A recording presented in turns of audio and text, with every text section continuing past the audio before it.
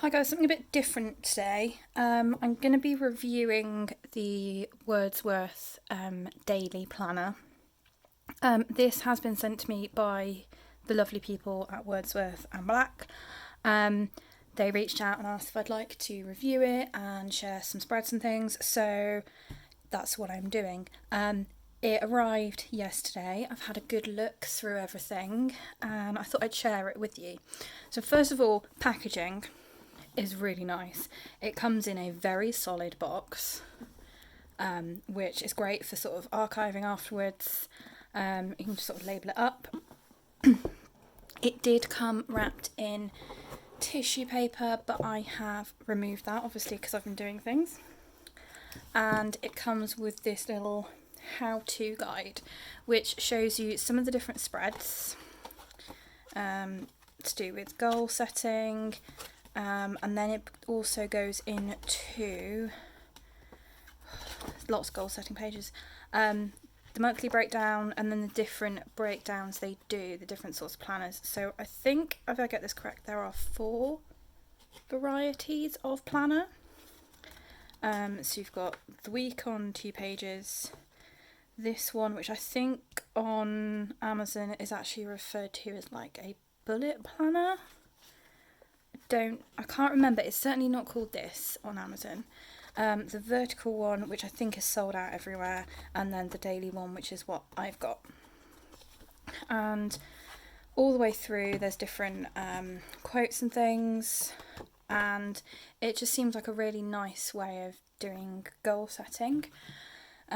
So yeah, it comes in this lovely box which has sort of like that gloss printing, helps if I hold it the right way around, around the edge, which I think is just showing up, and then it has what it's called on the box, and then we've got it. Now, first things first, this is a bit of a beast. It's a 6-month daily planner and obviously has lots of other things included. I don't have one of my normal notebooks to hand to show you a comparison, but it's pretty hefty, but I quite like that. So I take the band off, it gives you some of the features and things. Free ebooks, I'm gonna have to go and have a look for those.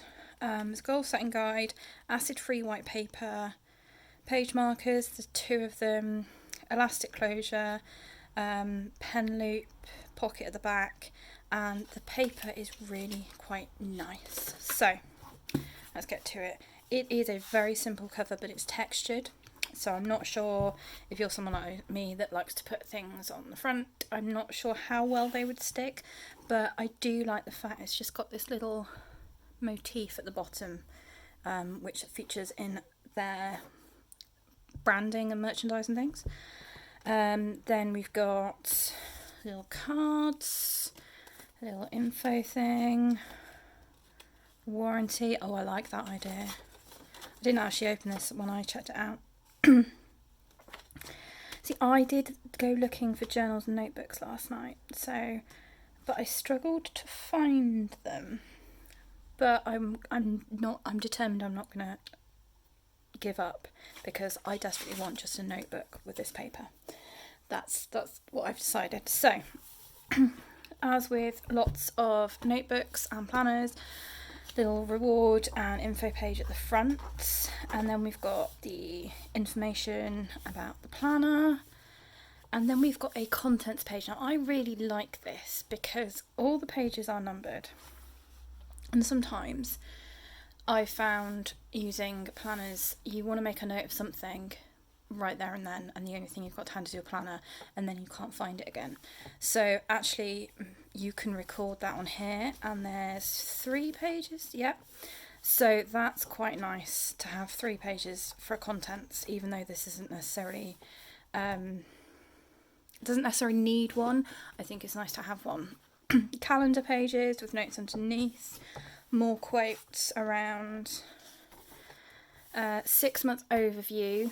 So this, I think, you can do tracking, you can do mood tracking, you can do step tracking, you can do whatever. You can use it to make notes, or really quick notes of birthdays and events and things like that. So I really like that idea. And one thing I've discovered is all the way through there are lots of note spaces, and that's a really nice thing, and they tend to be dot grid, which I quite like. So there we go.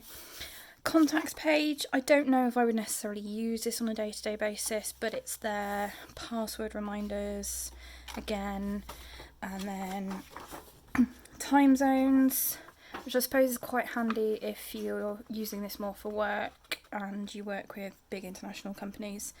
For example, like, I don't work for a big international company, but depending on, like, I lose track of the time difference between us and the company we work with in America, so that's quite handy. Travel planning, again, at this moment in time, in the current climate, this isn't something I would necessarily use, but I quite like the structure. This could probably be easily changed if you wanted to use it for something else as well. I'm sorry if you can hear banging in the background. My husband's currently outside trying to strip off the old paint and masonry before we replace it. So there we go. So again, another notes page. Goals overview. I like the idea that it allows you to be stubborn. I'm quite a stubborn person, and I like that idea. So again, there are a lot of planners out there that have goal setting, and sometimes it's a bit like, sometimes it's quite big, but this feels quite manageable if it's something that you're new to. Obviously, I've been using power sheets all this year, but there are elements of this that I quite like. This is always something that comes up, and it's just thinking about you and why you want to do things. So there's some guided pages. I like these prompts, particularly 3 things I'm going to do today in the morning, 3 things in the evening. I just like the idea of having 3 things. It just feels nice. And having that whole double spread as well gives you lots of room to kind of take those, expand them, mind map them, do whatever you want to them. And I think as well, because it's dots, you don't necessarily have to do traditional longhand. You could do like bullet points, you could do mini mind maps, you could draw pictures, whatever. So I think there is quite a bit of flexibility with that. Then you can kind of break it down into a mind map, and again, we've got quotes at the bottom. Vision board. Vision boards are something I struggle with. So I don't know if I would use a vision board. I might be willing to give it a go. I don't know. Personal goal pages. Family and friends and relationships. And professional, which I think is quite nice. It's like personal, social, professional. And a really clear differentiation between them all. And I think the idea of professional as well doesn't necessarily mean like specifically related to your job. It could be to do with skills-based learning or something like that. So I quite like that idea. And then we've got some notes pages. We've got 5 individual ones, and then we get to this bit here, which takes us into our monthly, which is a setup that I really like. And part of me is already thinking about how I can, what are the words I want to use? How I can add stickers, that's what I'm thinking. Sorry. So I like this, do more of, do less of. Something that I think is a nice way of kind of just restructuring your focus a little bit. So, for example, really simple one, since we've been working from home, I've started drinking loads of Pepsi again, which is not good for anybody. So I'm currently trying to focus on having more non-Pepsi based drinks and having less Pepsi based drinks. It's a really simple thing, but actually that's going to make a huge difference. So it could be as simple as that. It could be quite, it could be a bit more in depth. It could be a bit more meaningful, whatever you want. And then the goals are completely open. And I love the fact it's got space for action steps. I think those are really quite nice. So, you know, a lot of things you think, yeah, goal planning, okay, that's my goal. And then you kind of, there isn't much space in a lot of goal-based planners to have those action steps. It's kind of like, okay, so go through and put them in. But it doesn't make it really clear. This makes it really, really clear. So I like that a lot. Then we get into our first week of the month, and this daily setup I really quite like. The schedule goes from 4:30 to midnight and just beyond.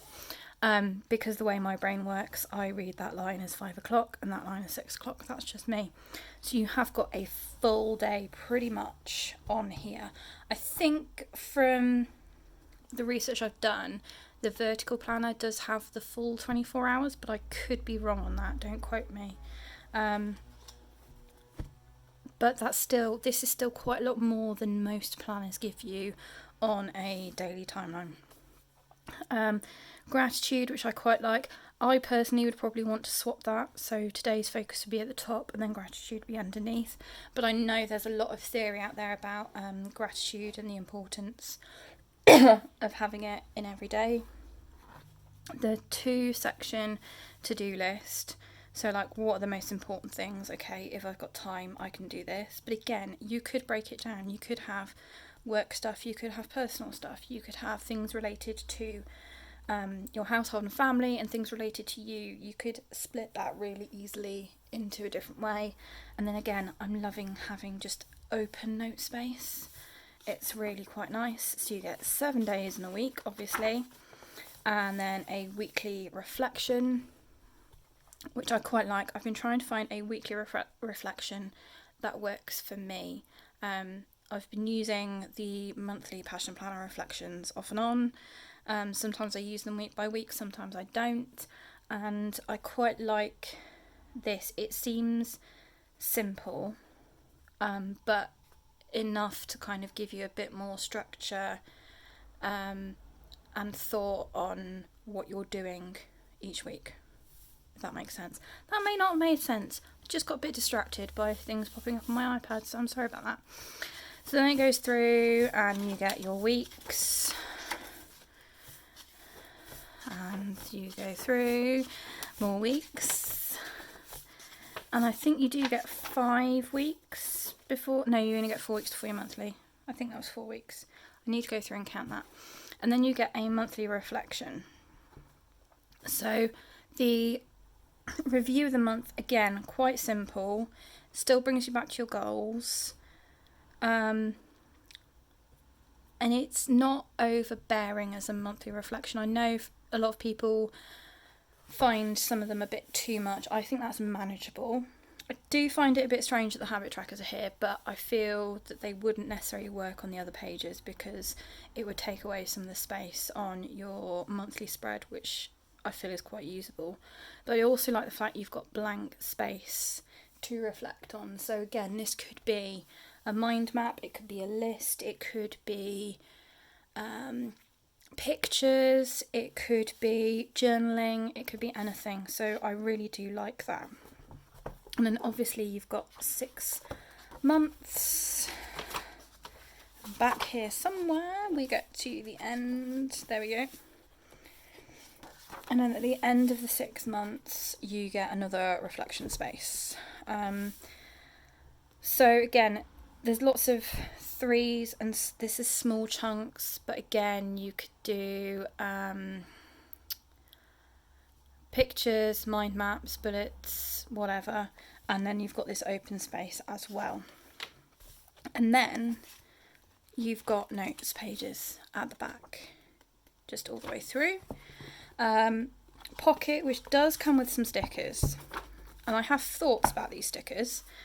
So obviously there's not loads, so you couldn't necessarily use them all the time, but there's not even enough to do 1 per month or something. So for example, with the, where's it gone? Oh, the shopping sticker. You may not put that every week. You might have a particular shopping trip you do once a month, and that goes on there, and that's not enough. I know for a fact that in the next 6 months I'm going to get to think of the word, September, October, and we have lots of birthdays, but I couldn't do that, and I couldn't even have like a birthday section on every month because there's not enough for 1 per month, if that makes sense. I do like the touches of orange. It's an interesting colour palette. I know this wouldn't be everybody's colour palette, but they are quite nice and I could see them being used in different ways. And then you've got an elastic closure. Now this is where I get really particular about things. When I'm not using my elastic closure, I like to fold it over the back cover. Some of them are too tight, and if it's a slightly softer cover, they bend. Some of them are too loose. This is a really nice fit, goes over the back, and then actually doesn't feel like it's pulling too much when you fold it over the front cover. And the pen loop is a really stretchy pen loop. I have my go-to black pen, which I don't have to hand for some reason. That's peculiar. Anyway, my go-to black pen doesn't fit in most pen loops, but it does fit in this, and my really chunky ink pen fits in this really comfortably. So that's quite nice, and it's got the metal secure bit, so it shouldn't come out. I know sometimes pen loops have been known to go wandering, but I feel this is pretty good. So overall, I'm really quite impressed with this planner. I went looking on Amazon to see what it would cost me. I think it would cost me about £15 to get this planner. Some of the weekly planners are less than that as well. So it's really quite affordable and gives you a really nice kind of structure for your day. It has 2 ribbon markers as well, which is always nice to have, one on your monthly, one on your daily. And the paper. So I've done some testing of my go-to pens. It does say this paper is white, and I would say it's not white, it's sort of the creamy side of white, but I know that doesn't bother a lot of people, but those people that may be using Tipp-Ex and things, it wouldn't quite match up. I think you can now get versions of Tipp-Ex whiteout that are more this tone, but your basic bog standard isn't necessarily going to work on here, but that's fine as far as I'm concerned. Pen testing, I've done a few of my go-to, so I use Kaweco fountain pens, tend to use black ink more than anything else, and my latest pen is really inky and like leaves lots of ink on the page, so I use that one. My go-to cheap fine liner, Pentel Energel, which I really like as gel pen. Papermate Black Biro for cheap, quick notes. I tend to use that more for work stuff. Mild liner, really inky Stabilo, and then my really obvious Crayola Super Tip. And I did a Sharpie test as well. So if I turn over, the Sharpie has obviously come through, not completely. The really inky Stabilo has come through where I let it kind of sit on the page, and the tiniest little dot has come through there. But other than that, it's pretty good. So I'm really impressed with this. I was going to start it as soon as I got it, but through various delays, obviously it's turned up and I'm about to start 1 book July and have my plan in place. So I think what this may do is I'm going to do some mock spreads in it using different things. I am going to put some stickers in a mock spread, but I don't know if I would necessarily use stickers in this on a regular basis in the same way I do in my other planners, because it's already quite hefty. So it would add a lot of weight, and because it's a hard bound planner, it's going to cause problems with it closing, and I kind of quite like it as it is. So yeah, there's that. So I'm gonna take this away. I'm gonna do some mock spreads and share them on my Instagram feed. I may do a plan with me in this, just kind of a mock one. We'll see how it goes after a few of them. But I do think that this could be on my list for a future planner because I do quite like it. Again, I'm going to go looking in more detail on their website to see if I can find these mythical journals, because I really couldn't, and I really do like the idea of having a notebook with this paper. So we'll see. But as I said, you can find them on Amazon, really reasonably priced. And I'd just like to say thank you to the people who have sent this to me, because I'm really excited by it. So I'm going to leave it there for now, guys. I'll be back with something soon, and in the meantime, happy planning.